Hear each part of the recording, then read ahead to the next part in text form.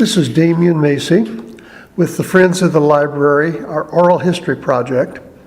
And today is Thursday, November the 5th of 2015, and I'm at the library with Carole Ann Warner. Carole Ann is a longtime resident of Marshall, and at one time her folks even had a business here, and she's very much involved in the community. And with that, I'll introduce you to Carole Ann. Thank you, Damian. I am Carole Ann Warner. I was born Carole Ann Krock, that's K-R-O-C-K. My parents were John Carlton Krock, K-R-O-C-K, and my mother was Ruth Eileen Fox Krock as my parents. I was born October 4, 1947. I was born at St. Anthony's Hospital in Terre Haute, Indiana. I came home to 323 South 6th Street, Marshall, and into an apartment behind a grocery store which my parents owned, and it was called Krock's Grocery. I lived in the apartment until I was 18. I was at that point in time at 323 South 6th Street. We were in the middle of that block. To the south of us was a nursing home called the Dunkel Nursing Home. To the north of the grocery store / apartment was Kirchner's Lumberyard. Kirchner's Lumberyard is still to this day. That now the whole block of that street is all Kirchner's now. I basically ended up being an only child. My parents had the grocery store, again, till I was around 18. Carole, if I can just ask, growing up in a store, did you help in the grocery store some? Oh, yes, I helped in the grocery store. I mean, that was just part of my life. And I ended up being an only child, no other siblings. So I was always grew up with adults. That was it was a great thing, I guess. I really had never known a stranger because I just grew up there. And as a child or a little girl, I always had to help. Back in those days, I always went with my daddy, which his nickname was Bud, and that's how he was known in Marshall. And we went on daily deliveries, is what it was called. And back then, of course, we were one of several grocery stores in Marshall. And of course, we didn't have the supermarkets or Walmart at that point in time, just neighborhood grocery stores. And that's how a lot of the people they would call into the grocery store with their phone and order groceries on a daily basis. And then Daddy would deliver groceries every morning. Usually people would call in between 7:30 and 10 o'clock in the morning, and we would get the groceries ready, or actually Mama and Daddy would get the groceries ready. So they delivered every day, not just one day? No, every day. Every day. Not always the same people. Sure. Some people you knew did groceries Monday, Wednesday, and Friday, and others there was some that did every day. But as I got old enough, that was my thing to do, was to go with Daddy to deliver the groceries. At that point in time, people, Marshall, our major company or industry was Velsical Chemical Corporation, and a lot of our customers worked there. And instead of going and paying cash for groceries, or back then there was no such thing as a debit card, you bought on time or you bought and put on credit. So you would have a bill, and we got paid at the store usually the 15th and the 30th, because I can remember that's you always knew you got groceries on the 15th and the 30th or you got paid from these people the 15th and 30th, which was the days that Velsico got paid. Also, we had groceries were delivered to us from different wholesale companies. Also, our store was noted for their excellent quality of meat. My daddy was a butcher. At that point in time, he had a part-time butcher, Frank Mealing. Frank was he was retired, because he too, prior to my folks having the grocery store, he had a grocery store on Archer Avenue in Marshall, and they had sold their grocery store, so he just worked part-time for Daddy 2 or 3 times a week when we get our big meat delivery. And the meat that came to our store come in big sides of beef, or a quarter or a half a beef. And we had a little butcher room, which is actually the little room between our store and our apartment, where the meat was cut every few days whenever we got our load of meat. Also, sometimes we would need some supplies that we didn't have delivered. We used to have a company called Webster Grocers that came and brought big orders of groceries, canned goods. And that was, of course, one of my jobs, was to help put away or to stock the shelves as I got older. We also got fresh fruits and vegetables all the time. And like I can remember, lettuce would come in big, huge crates, and Mom would trim up the lettuce and put it in our vegetable cases. And we were known for such pretty fresh vegetables, as well as our meat department. So we had a really big clientele, and also Mr. Mealing also helped us sometimes on the 3rd of the month, or even the 15th of the month, or the busy times of the month when people were actually coming in the door, and those people that did not get deliveries. And by the way, those deliveries, there was never a fee. That was just part of part of our growing of buying groceries in a small neighborhood community grocery store.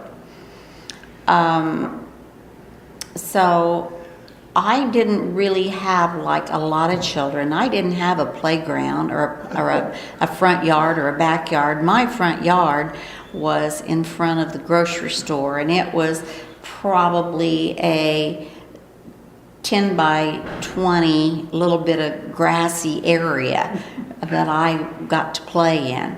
But I also, as growing up as a child, roller skating was a big part of my life. I'd go up and down the sidewalk. Of course, I would go up in front of the Kirchner Lumberyard and from the nursing home, which there again, about the nursing home that was on the south side of us, that was owned by Almeda Dunkel and her daughter Josephine. And that was long before we had nursing homes per se. People would, and at that point in time, Marshall had like 3 nursing homes, and that's where people would come in big houses. And this was a big 2-story huge home, and people would, and had rooms, and maybe 3 or 4 men or women would stay in one room, and they would have their meals sprawled in, and they would be taken care of there. And in the summertime, of course, they would all go sit out on the front step, where there was a huge big maple tree that right on the corner of Maple Street and 6th Street, that a lot of the nursing home residents would set out in under the tree. And of course, I being the only little one in the neighborhood, they all knew me, and that was my entertainment, being an only child, was visiting on a daily basis with the residents of the Dunkel nursing home. It was just a fun thing, and I did have a few kids in the neighborhood, and my best friends was Mary Ann and Susan Moore, which they had a funeral home directly across the street from the grocery store, next door to the Masonic Lodge, which is on the west side of 6th Street. And Susan and Mary Ann were my only actually playmates, other than children of of our customers that came to the grocery store.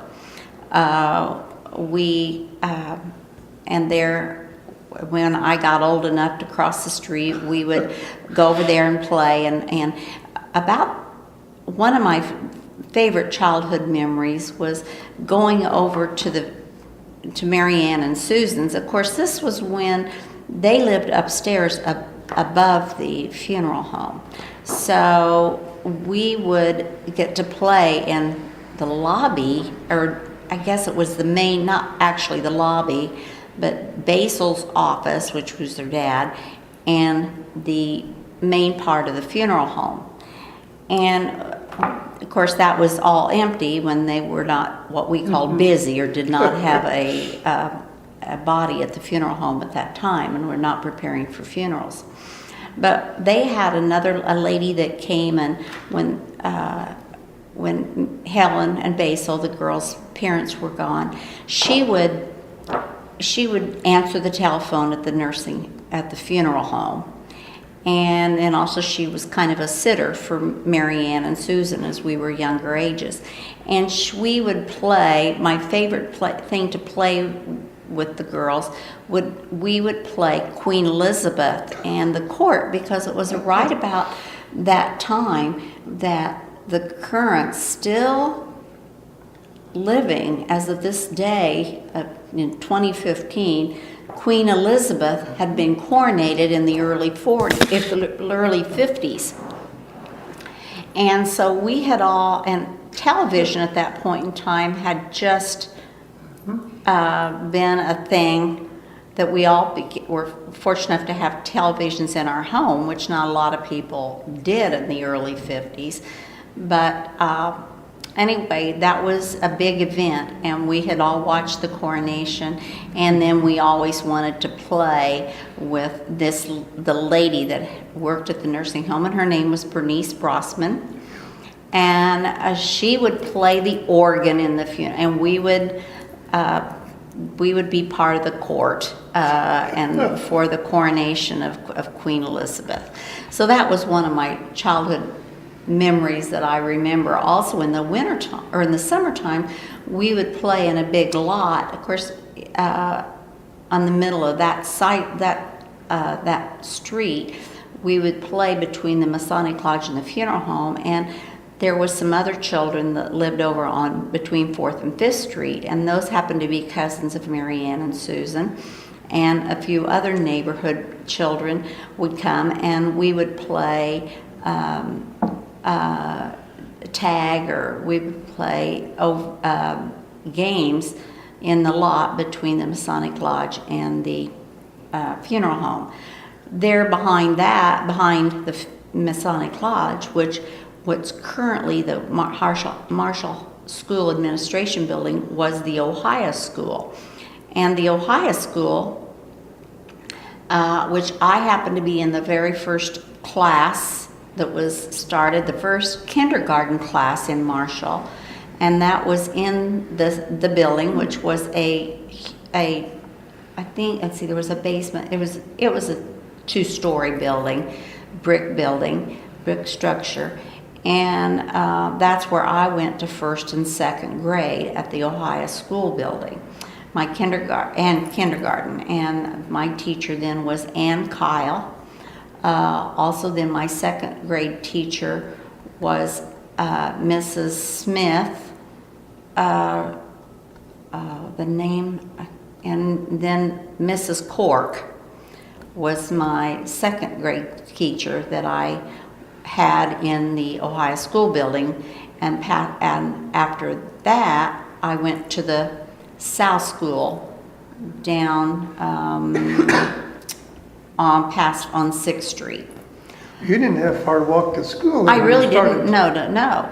And also, of course, there was a big sidewalk all the way around that block, and that's where we also learned to roller skate. And there was a lot of bump knees and skin knees on that around that block of the city of that block. And of course, just south of that street, Maple Street, across from the funeral home, stood the St. Mary's Catholic Church, which has been a big staple in my life from my birth and my baptism until now at my age of 68.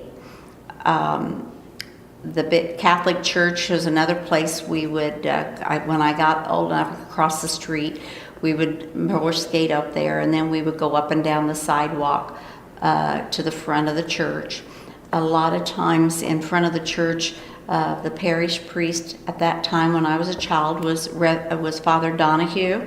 He was an Irish immigrant, and he had such a strong accent, but we all loved him dearly. And he always had chairs, big aluminum chairs that sat in front of the church, in front of the rectory, which is where he lived.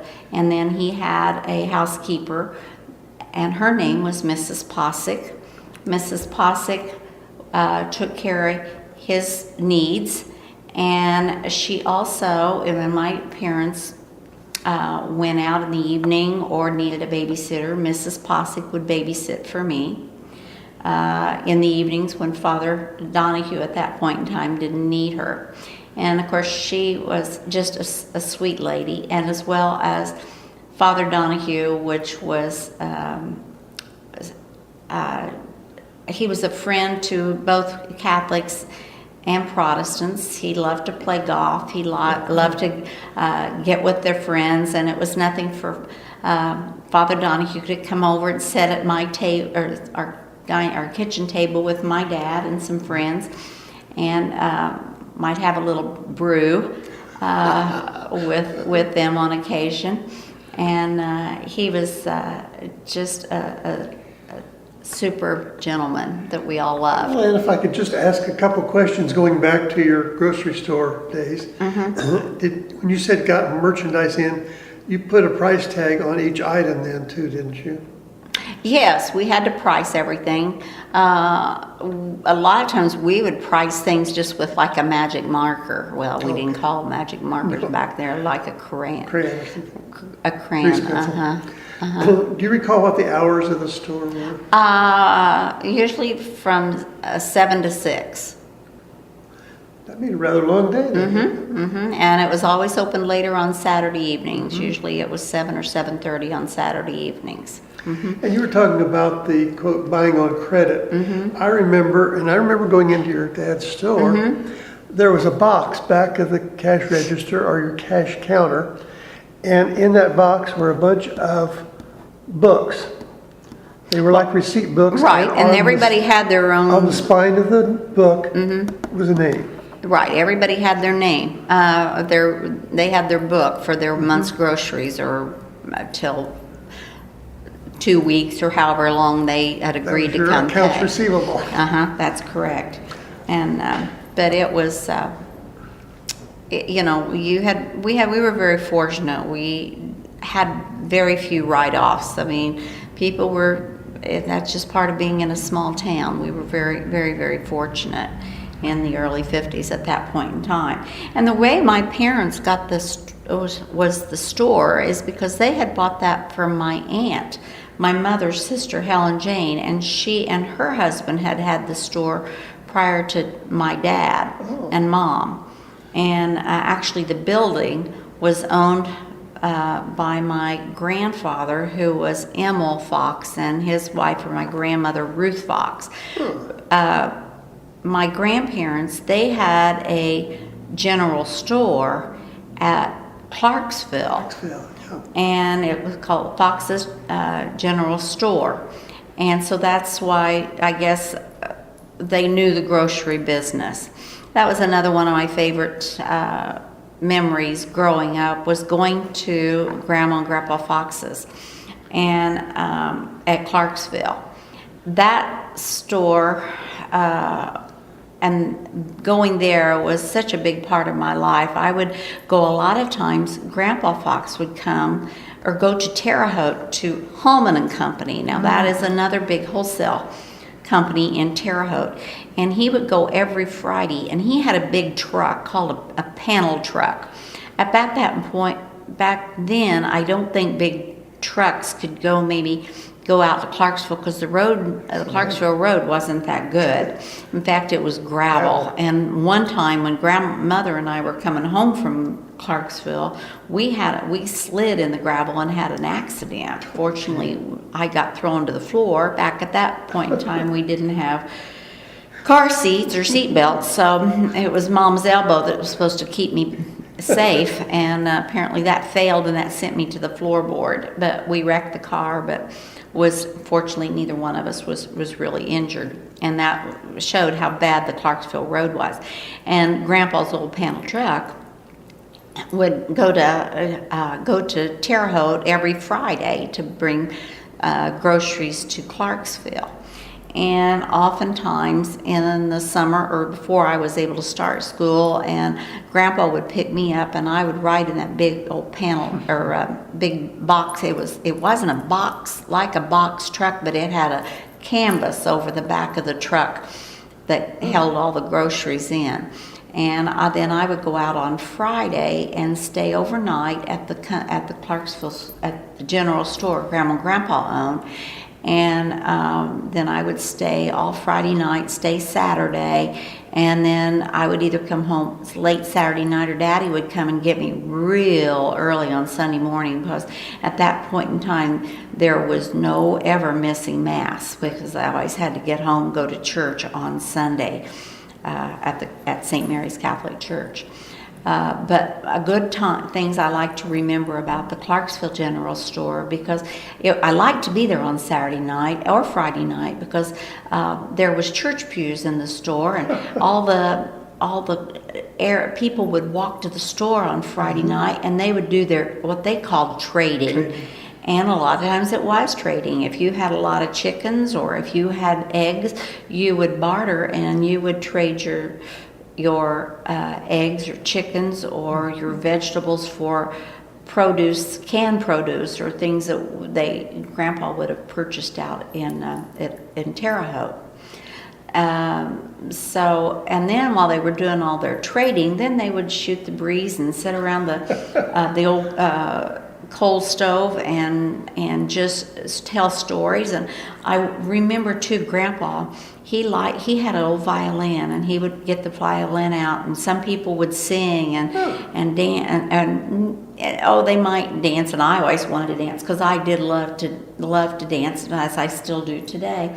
And the kids, if the weather were late evenings, we'd go out and play, and we would turn flip-flops over the hitch post. Back then there was a great big hitch post, which was used prior to my day to hook up their horses, or the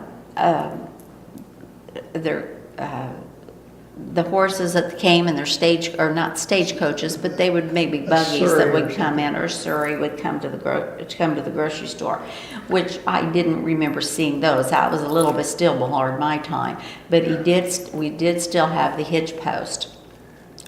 And then going and staying all night at Grandma's house, because they had a house right next to or the general store. And as a child growing up, I thought that was so massive. It was a big 2-story house, had 4 bedrooms upstairs, and Grandma and Grandpa were one of the first people in Clark County to ever get an inside toilet. Wow. And they had added to that when I was in the very early 50s, and put in running water and had a inside bathroom. Although I never saw my grandpa go to that bathroom, because he still went out and he took a bath in the sink in the kitchen, and then he would go and he used the outhouses where he went. He never did go to the bathroom in the house, because that was Grandma Fox's bathroom, and he wasn't going to have privy to that inside facilities. They had electricity at that time. They did have electricity. They had phones, but they had party lines out in Clarksville then. And right behind Grandpa's store was the Clarksville School, and they would have also used the Clarksville School for chili suppers and events that went on within Clarksville. Clarksville was also noted. They had another grocery store called Baker Store, and it was just down the street from Grandma and Grandpa's store. Were both of those stores more general stores as opposed to just groceries? Yes, they were general stores. My grandfather, Emil Fox, he passed away when I was in 6th grade. And my grandmother moved into the town of Marshall. And I can remember when we closed that store, or we didn't actually close it, Grandma sold it, and sold it at that point in time to the Claypool family. And when we were going through things, and a lot of things that were sold, the things that had been there for years, and I'm sorry, I do not know who had the store before Grandpa. I don't remember that. I was too young to have known. But I do remember we had high button shoes. They had horse collars in the back. They had a lot of things that were way back. And of course, back then, Grandma had at the general store, they had a big box that held thread. They had yard goods to sell. That Grandma and Grandpa sold those too. And you got come and get your coal oil there. They did have gas tanks out in front too, and you could get gas at the store. Do you remember by any chance what the price per gallon was of that gas? Oh my, I don't know back then, not at all. Mm-mm. But no, I don't remember the price. But now when I look back, my grandma and grandpa, they kept all their sales, and I can remember from people bought on credit out there also. And Grandma and Grandpa had their store back during the Depression, and my grandfather, they lost a lot of money. I mean, a lot of people couldn't afford to pay. And I've had many families tell me that if it wouldn't have been for my Grandpa Fox, that family would have starved, and through the Depression, because people did not have money. And fortunately, my grandmother and grandpa also had a farm, or they had about 300 plus acres at that point in time, and grandpa also had cattle too. So did they grow any of their own vegetables? No, they did not grow any of their produce. No, Grandma might have had a little tomato garden, but other than that. It was for her own use as opposed to the store. Right. But no, they didn't. Not that I ever remember. Coming up to the time your dad delivering stuff. Okay, back to at the Crocs Grocery, in Marshall. Did he deliver that in a station wagon or in a car? No, or how we always had. Now, when I was young, we had an old panel truck. Okay. I barely remember that. I think might have a picture of the panel truck. But then they went on to getting cars, and we just put it in the trunk and in the back seat of the car to deliver the groceries. Mm-hmm. Yeah, I have some very fond memories of your mother and dad. Do you? Walking down the street of a morning when we get there for church and all. Oh, yeah. And one thing that visited in my mind was, I was always anxious to put up a Christmas tree. And I couldn't wait till the trees came out and we tried to convince Oh, Mom yes. and Dad to buy one. But I think your folks in the Croc store were one of the first ones in town to have Christmas trees. Oh, really? I didn't know that, but I do definitely remember getting Christmas trees because we, in that small patch of grass out in front of the grocery store where I played, we'd always put Christmas trees, and I can remember when we first started that, Daddy put big posts down in the metal post so you could put the trees could stand. And people could see their tree, but he put posts in that little bit of patch of grass, and he had that all full for Christmas trees. It wasn't very soon after Thanksgiving till you usually always had some Christmas trees. Right. And I guess the fact that it was so close to church, I was always trying to convince my mom and dad to go over there and pick out a Christmas And buy a Christmas tree, but you probably had to go out and cut it, didn't you? In your Oh, no. No, you did buy No, we them. bought it That was from good. the Crocs grocery. Oh, I think you just did about buy every your year. tree every there. Okay, yeah. I can remember one time that there was a gentleman, Mr. Owens. I can't remember. He was a good painter. And years ago, while I was in school, we put a different awning on the front of the building because it wasn't that fancy by any means. But I can remember had a picture of Santa Claus and the reindeers. Do you remember that, Damien? There was a Santa Claus and reindeers above on the front of the store one year, and I have always wondered where that went to, because what ended up happening was when my parents got out of the store business. The Kirchner bought that building and tore it down, and then at that point in time, the nursing homes, we had Burnsides, and that was something else that was a thing of the past. So our store and the nursing home was both bought by Kirchner's, and to this day now, Kirchner is the whole block, the whole city block. But No, I can vaguely remember there was some decorations, but I can't recall what all it was. It's Yeah. kind of like on plywood. Yes, it was wasn't plywood. That's Yeah, exactly but right, Damien. And I would have always loved to have had that or have a picture of that. I have one picture because Basil Moore, who had the funeral home, he had beautiful penmanship.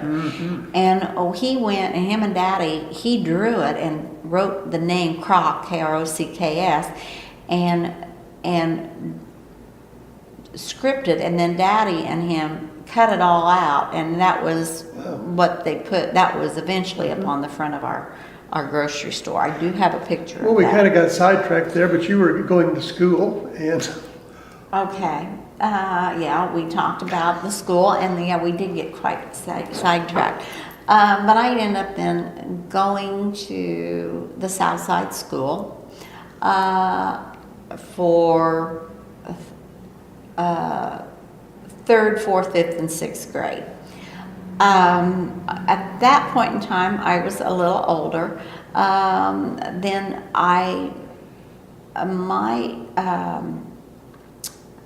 I'll have to tell a story that me and Susan Moore, that lived across the street, that we both tell, and we will never live this one down.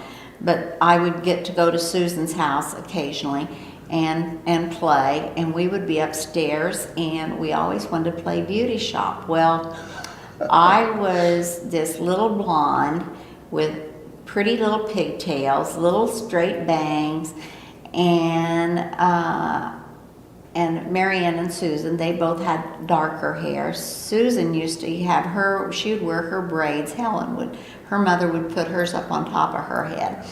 But anyway, we played beauty shop, and Susan decided that she needed to do a little trimming on my hair. uh-oh. So Susan cut off one of my pigtails. And I was like in first grade, and I had to go, we knew we were in big trouble when I had to go back across the street. And my mom, of course, being the only little child, pretty little blonde, long blonde hair. And I got had to go home with the pigtail in my hand. My mom and my dad threw a fit. Of course, Susan was scared to death to come across the street for months. She wouldn't come across the street, and we didn't get to play together because she was so scared of my mom and dad for cutting off my hair. But that's a story that we both have taken. We'll take to our graves. Did you continue to keep the one pigtail, or did your mom cut it off to match? Oh no, I had to go to my aunt's, who my mother's sister, who after they had the grocery store, she ended up in Lawrenceville, Illinois, and she was a beautician. And she had Aunt Jane tried to fix my beautiful blonde hair, and there was and honest to God, my hair never was the same after that cut. It was never pretty again, and all, but it was something. But yeah, that was one memory that Susan and I will never forget. But while I was in grade school, as I mentioned, I love to dance, and I started taking ballet, and I started in my mother would take me along with Christine Bennett, who ended up using her talent and still to this day sings and dances worldwide. But she and I started taking ballet lessons and other dancing from Ernestine Myers in Terre Haute, Indiana. And that ended up being a weekly trip to both of us to go to Terre Haute to take dancing, which at that point in time, that we were pretty privileged children to get to do that. And I think my mom and found out that Ernestine Myers was a very strict teacher. I took from her for a couple years, and then I moved on to Nancy Sauer, and I took lessons from Nancy Sauer in Terre Haute, Indiana, which Nancy had gone to school in Terre Haute with my dad to Wiley High School. And after she graduated from high school, she went on to New York and was a famed dancer. And she came back then and started her dancing school in Terre Haute. And I continued to take dancing all through till I was like 16. I took dance class. And I even went, at one point in time, there were several other children from Marshall and took dancing. And for a short time, Nancy Sauer had a little studio here in Marshall. She had one on upstairs over the old E&L at that point in time. End of the block. Yeah, there, or the hearing aid place right up upstairs. There was a dance studio up there for a while, but that was kind of short lived. That was for just 2 or 3 years. But I did continue to take from Nancy, and then there was a time myself and several other girls in Marshall that took dancing. We would go back and forth to Terre Haute on Saturdays, and parents would take turns driving. And even there was a short time that we had a bus route from Marshall to Terre Haute, and I would take the bus and go over and take dancing and come home on a bus. And I mean, I was just in sixth grade or so, and I would do that by myself. I'm in this day and age, I would never do that and let my kids take off on a bus by themselves. Times change. Right. And that, but anyway, it was an experience. I lived to survive. I lived to do it because I'd get out of the bus station and walk about 3 blocks down to Nancy's dance studio in Terre Haute. Are there particular memories you have about Terre Haute at that time? Oh yeah, because there was a time too that I would take classes on either Monday or Wednesday, or Monday or Thursday, and Mother would maybe drive and take me. And of course, before and after class, she would go shopping, and then sometimes, if the stores would be open, I think on Monday night and Thursday night late. And we would get to go shopping, and of course back downtown Terre Haute was just booming. You had Roots and Mies and Jane Wolfe and Carl Wolfe and Alden's. You'd had Woolworth, Kresge's, Schultz, all these stores that were downtown. I mean, it was just store after store, and it was such an exciting time to go to downtown. And I barely remember, there was a trolley cars down the street, but that was in that, I just barely remember that. I remember the tracks, but I don't know if Tracks, they or were using maybe it maybe that they time. weren't track. I remember the tracks, Tracks. maybe that and just pictures, Damien. I don't know. Did you ever eat in the Gillis drugstore Oh upstairs? gosh, yes. Oh, that is another thing I'll have to tell you about. That I, as a privileged only child, I had the privilege of having collecting Terry Lee dolls, which was sort of like the Kate Middleton dolls of today, or even when my children were growing up. But Terry Lee dolls were quite expensive, and then you could buy clothes for every season. Oh, and then like American Girl dolls now too. And they were sold at the Reedmore Bookstore, which was right down the street from the Gillis drugstore. Because at the Gillis drugstore, you would stop and have ice cream there. Or if we didn't come and ice cream there, we would come on our way home from Terre Haute. We'd stop at the Dodge drugstore in Terre Haute and have the best hot fudge sundaes in the world that the Dodge drugstore had. And the Mr. and Mrs. Dodge had the neatest fountain, and they were the nicest people, and they knew me and my mom, because we would come home from dance and stop and have ice cream. Right, thank you for reminding me of the Gillis drugstore. How about Kiefer's drugstore? Did you ever have any of their sodas with goat milk? Oh, Kiefer's here in town? Yeah. It's where Blankenship's bought. Right, Kiefer's had, because Abby Kiefer, she was a couple of years older than me, but they lived down in our neighborhood. They lived between 4th and 5th Street. But you know, I do not remember Kiefer's soda shop. I just remember Martin's drugstore. Yeah. And I always went to Martin's drugstore, had the phosphates and the cherry cokes and there. And when I was a little girl, that was another thing. It was a fun thing. Of course, here it was nothing to be 8, 9, 10 years old, and you'd just walk to town. And I'd come up to Caldwell's drugstore, and I loved it. My daddy would give me some money, and I'd buy my mom earrings all the time, because she liked earrings, and I'd have a few dollars, because you could get a couple earrings for $1 at that point. They were probably not even that much then. But I'd come to Caldwell's dime store. How about eating ice cream or sundaes at Rademacher's?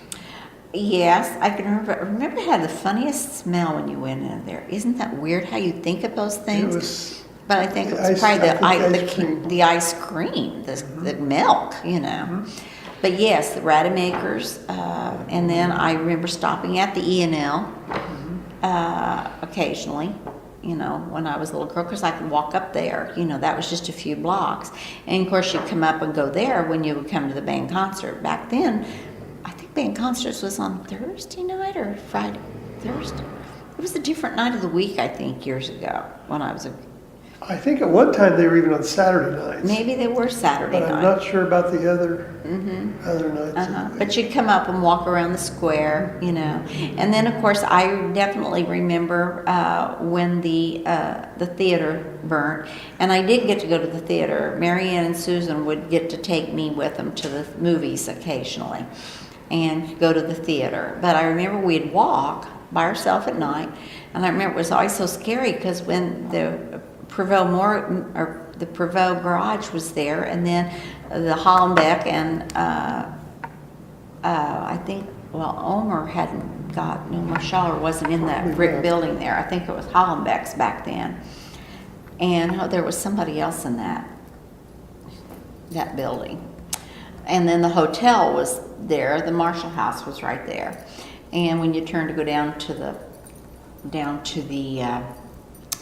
theater, and I remember the night that it burned, because I think we were all just scared to death. Our whole town was going to end up burning. I was always petrified of fire, and then I also remember as a child when the egg building. It's where the Dollar General store is now. That used to be the egg company, the poultry place. Poultry. And then there was a nursing home on that block too that people stayed, or a room and board housing there. And then the Moose Lodge. And at the time, my dad was kind of involved in the Moose, and my daddy always loved to cook. And he was cooking a big meal at the Moose Lodge the night that burned. And it was always at the other end of the block, but I can remember being there in the heat of that eggplant when that building burned. And there was a Studebaker dealership in there too, Percy Stanfield. Yes, Percy Stanfield did have a Studebaker there, and I think, right, did Jot Malloy have a, right. I think so. And across the street there, where Napa is now, is, I think, wasn't there I think, was that where SIG started? The Joneses and SIG was over on Route 1. On Route 1, but They started somewhere downtown. they started down there. I think that's where they started.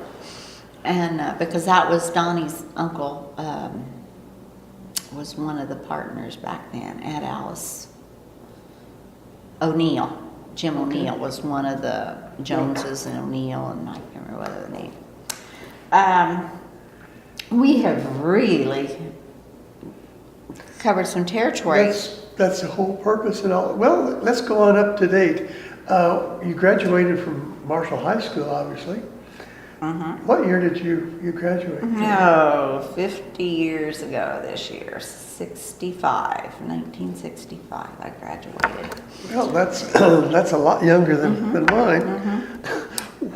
What was your favorite subject in school?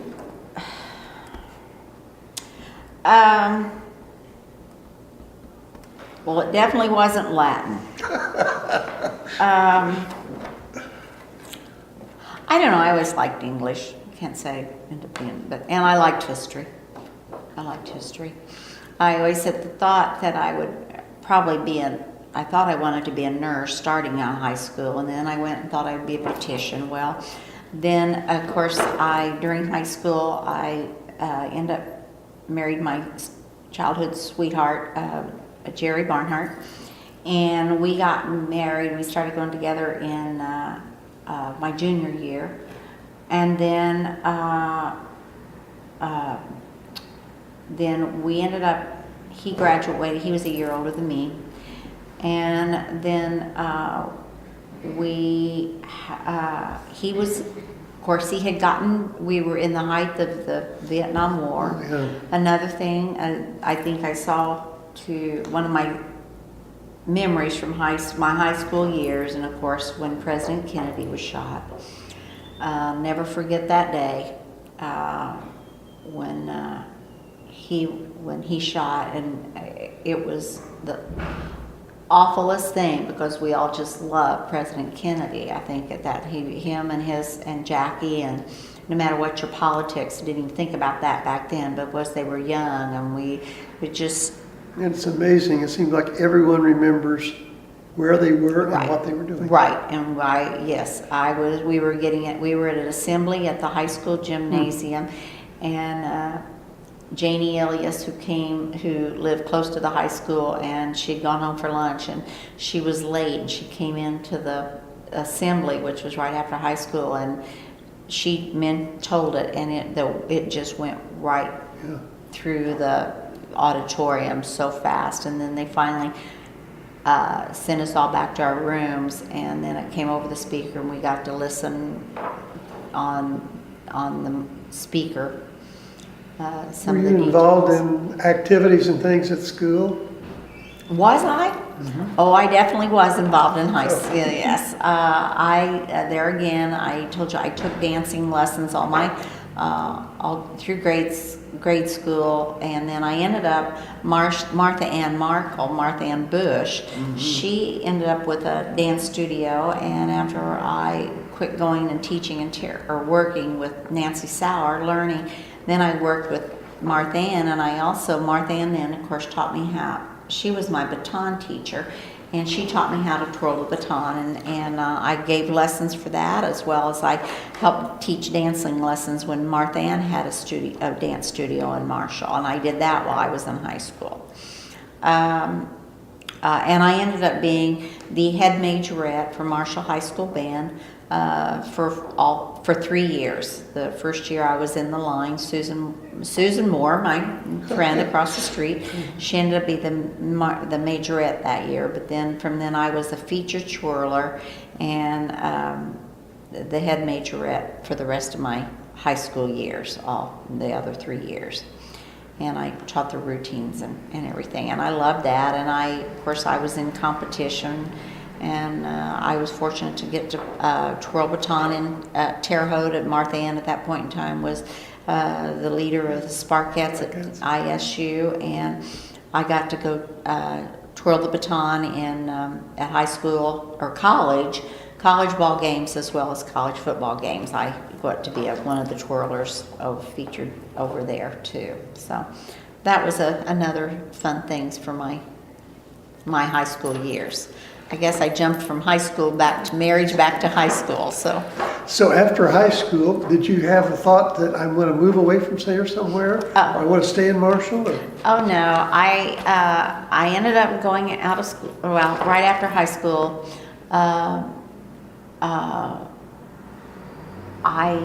I wasn't sure exactly what I wanted to do.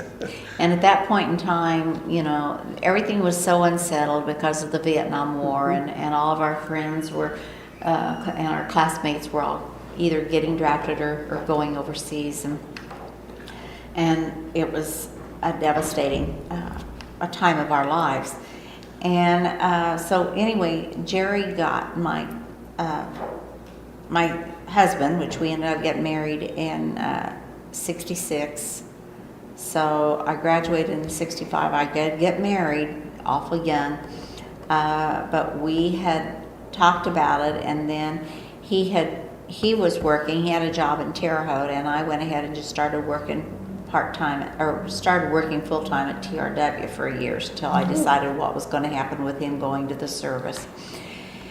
And he had already actually, he ended up right after we got married, and we got married at St. Mary's Church in Marshall, and a month after we got married, lo and behold, if he didn't get drafted again. He had gotten drafted and went away, but every time his blood pressure would go high, and then he would come home. Well, lo and behold, after we got married, he got drafted, and we figured, he'll come home again, and they kept him. So he went to Fort Leonard, Missouri. Oh my! And not a nice place. No, it was hot. He got drafted in. He went the last 28th of July, and it was a hot summer. My. And he went through basic training, and then he went to AIT in Fort Leonard Wood. And someone told him there, just take as many classes. Every time they offer you school, take it. Take more schooling. Well, he just kept going to more schooling. So he made it through AIT. Then he got through, after the 16 weeks, they sent him to another school. And then they sent him another school. Well, he ended up, went up in rank.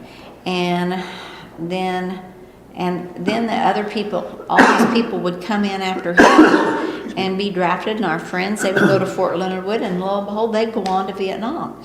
Well, he was just lucky because he just kept, there was no reason. We just every month knew he was going to get the call. And then finally he hadn't, and still taking classes, and he was He was training troops by that time. Of course, they were needing people here too. So he ended up kept going up in rank. Well, I ended up going with him in January that following year, and went to get a. Don't forgive me. And I went to Fort Leonard with him and found an apartment. Well, it was an old hotel room, is what it was, and we had a bless you. He ended up. We ended up living in this apartment. One room had a bed. It was a bed, one chair, two chairs, a bed, two dining tables from the kitchen, a sink, which the sink we used to to wash in because the shower didn't even work. But we didn't care because we were together. Well, and then I'll be darned if 9 months later, we got our first daughter, Tamara Dawn, or Tammy.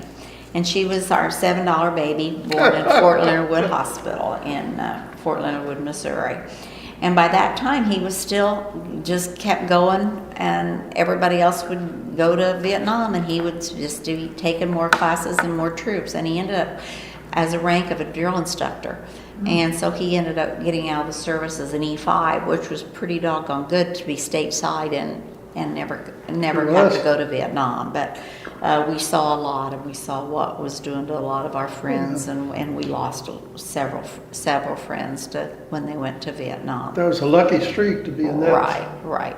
training position. Right. It was just the luck of the draw, because there was nothing to keep him from, but he did. And so, but that was our early years. And when we came back and got out of the service, and we bought our first home on Ash Street here in Marshall. And that's where we lived until we got our next daughter, and she was born in '71, and that was Stacy Renee.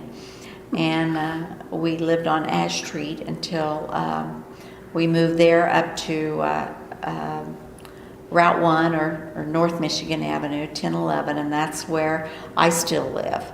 And I've lived there 40 plus years now.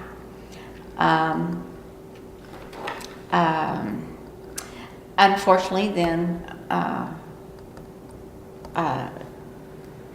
Jerry and we divorced, and after Stacy was out of high school, and so then after a time, I ended up marrying Donnie Warner. He was a local guy. He went to high school in Marshall also, and at that point in time, he had 3 children from a previous marriage. And then fortunately we were married for 17 and a half years, Donnie and I, and we ended up having a total of 11 grandchildren, my children and his children, and we had such a great 17 years watching our grandchildren all grow up together, and they all were so enjoyed each other, all 11 of our grandchildren. And when his kids or my kids, when they were there, they all wanted to be together. So we spent had a lot of fun summer parties, and a lot of great cookouts, and entertaining a lot in those. You're fortunate, because so many times families are just not compatible. Oh yeah. That's a blessing. And we were then. And another thing that was so neat, Donnie was very faithful in his faith, and he was a member of the First Christian Church in Marshall, and I was a cradle Catholic, and that's always been very important to me. So it really worked well together. I learned a lot. I went to church with him a lot of times. I'd go to Mass and then go to Christian church with him. And so through those 17 years, but we had a lot of friends and a lot of great years. Unfortunately, Donnie did have some major health issues through our marriage, but maybe that always made us stronger. He too was an identical twin, and that was the first thing in our marriage that year and a half after we were married, he lost his identical twin brother, which was devastating. That was Danny Warner. So, but fortunately, the rest of his family, I being an only child, ended up with a great family, the Warner family, and they just kind of always made me feel such a part of it. Carole, is there someone or an individual or a teacher or someone who really you say, that kind of influenced my life? Oh my, I should have thought on this one a little bit more.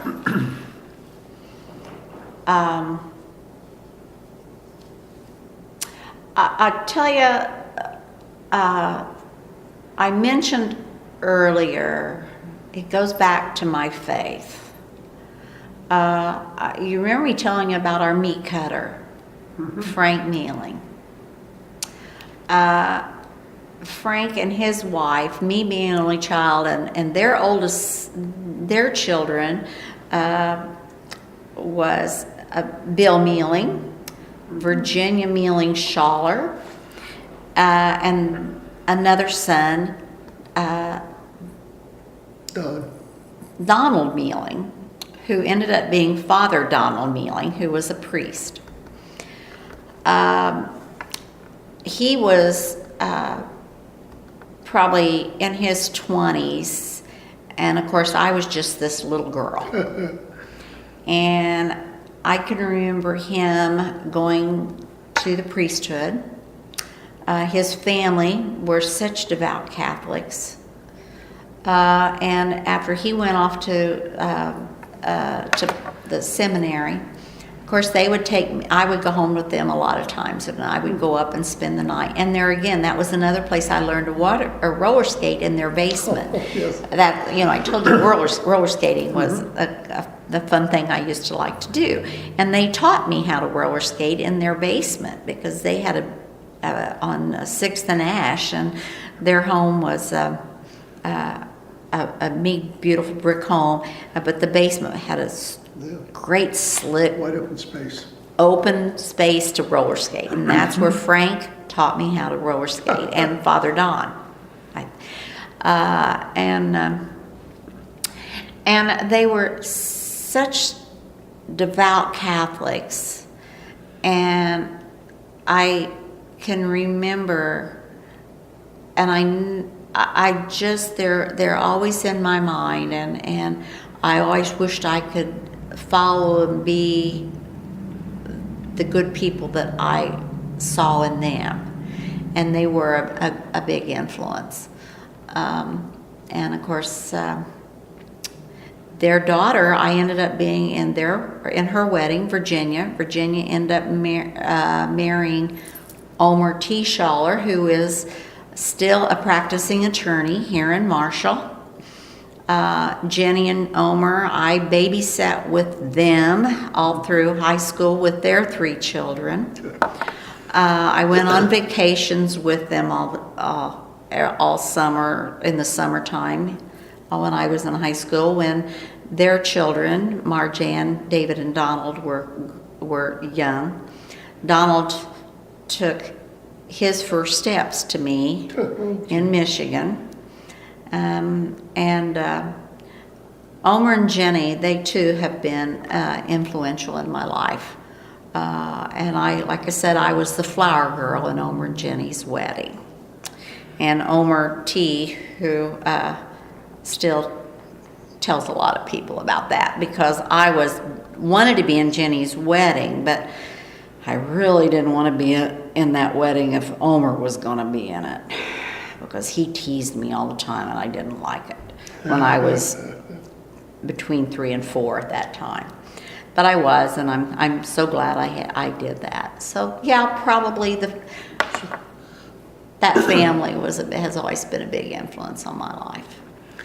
And you've been involved in several things in the community. I think you belong to some organizations and all that have been contributing to the community and the church. Mm-hmm. Would you like to say about some of those? I have been actively involved in the Marshall Service League probably for 26 years. We have done so much for the community and for the youth of the community especially.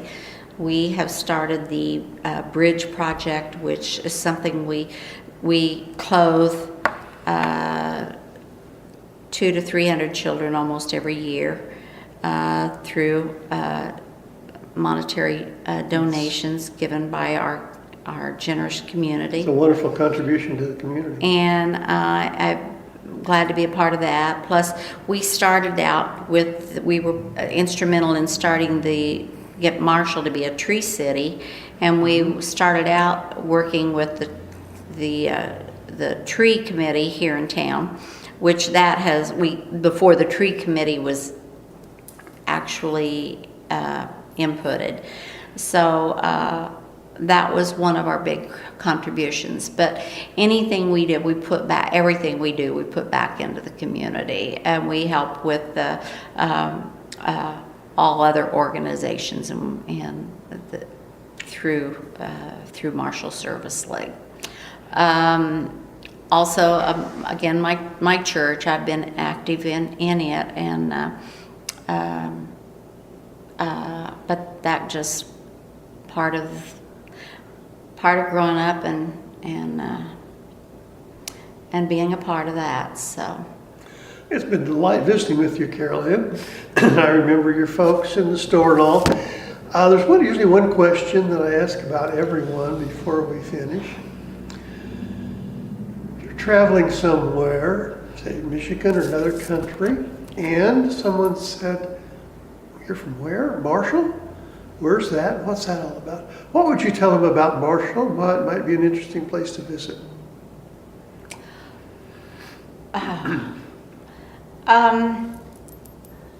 I think it's just a typical small town. Everybody is there to help each other. If you're going through a bad time or and you're in need of anything, everybody just comes together with one another to help out. I'm very proud of it. I think it's a really pretty clean town. I have just I just love Marshall. I mean, I don't know anything more. I didn't even really touch on what I have done through the years, and I didn't even touch on the fact that I worked for 32 years at the First Financial Bank in Marshall, and I did have the opportunity through my bank. I helped with worked with the Gold Club, which is part of a senior group in our bank, and I was able to travel with people from all over the Wabash Valley, all over the world. And I did get the opportunity to promote Marshall and to do that worldwide, because I was able to go to Alaska, to Europe, to Ireland, South America, and was able to talk about Marshall, and a place that I am so very, very proud of. Those places you visited, do you have a top-notch favorite? I think the Canadian Rockies was one of my favorite. I did love the Canadian Rockies. I really liked New York. I like New York City, a place to see, to visit. But I think the history there, but I wouldn't want to live there. But that was a place I was glad I've been on numerous occasions. But as far as my travels with the Gold Club, probably Canadian Rockies. Alaska was beautiful too, because we did have fantastic weather when we were there, and when we saw Mount McKinley, which since this year has changed the name.